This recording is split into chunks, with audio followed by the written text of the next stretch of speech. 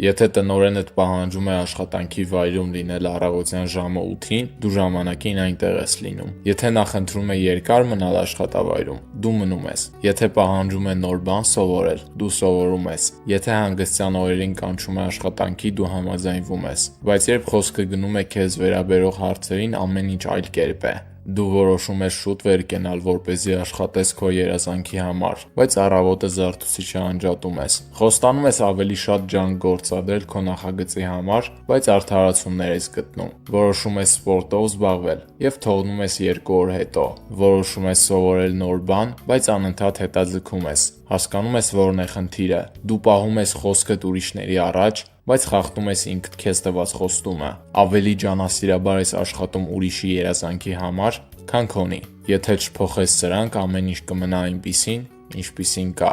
Դու կշարունակես ապրել սցենարով, որի հեղինակը դու չես։ Միացիր մեր 26 հազարանոց թիմին և զարգացիր ամեն օր։